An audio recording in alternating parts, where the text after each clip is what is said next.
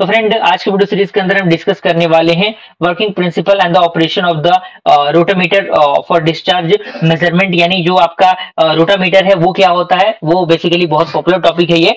तो इस टॉपिक के फिगर को देख के आपको डरने की जरूरत नहीं है। एक ध्यान से आप लोग ध्यान से फिगर को देखेंगे तो फिगर आपको समझ में आ जाएगा। कोई बहुत बड़ा इसके अंदर रॉकेट साइंस नहीं है, आप इस फिगर को अच्छी तरीके से बना सकते हैं। एक दो बार अगर आप प्रैक्टिस करेंगे सारी चीज कवर अप हो जाएंगी, कोई दिक्कत परेशानी नहीं होगी। फिलहाल हम लोग इसके डिस्कशन की बात करते हैं, लेकिन उससे पहले मैं रिकमेंड करना चाहूंगा कि अगर आपने अभी तक प्लेलिस्ट को एक्सेस नहीं किया है तो जरूर प्लेलिस्ट को एक्सेस कीजिएगा। प्लेलिस्ट का जो लिंक है वो आपको नीचे डिस्क्रिप्शन बॉक्स में मिल जाएगा, आप वहां से उसे चेकआउट कर सकते हैं। सारी चीजें वहां से आपकी कवर अप हो जाएंगी।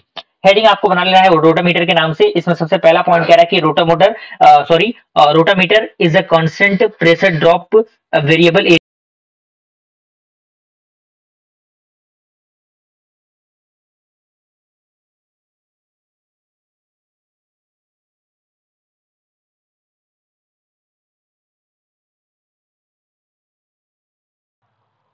सॉरी फ्रेंड्स, आइए स्टार्ट करते हैं हम लोग इसको। तो यहाँ तक मैंने अच्छी तरीके से बता दिया था, और साथ ही साथ इसका एक और नाम है, it is called as the variable area flow metre.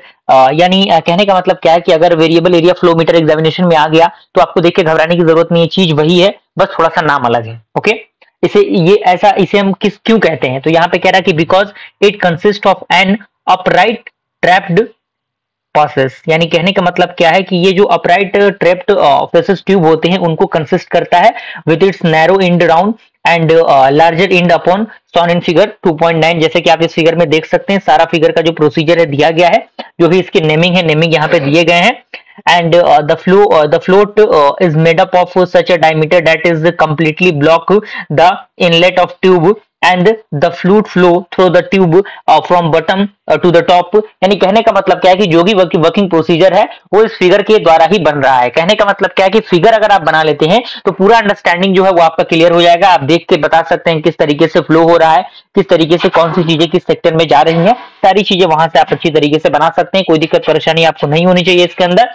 सारे जो प्रोसीजर है यहाँ पे दिए गए हैं, आप इत्मीनान से उनको पढ़िएगा, क्योंकि मैं नहीं चाहता कि वीडियो ड्यूरेशन काफी लंबा और चीजें काफी कॉम्प्लिकेटेड हो जाएं।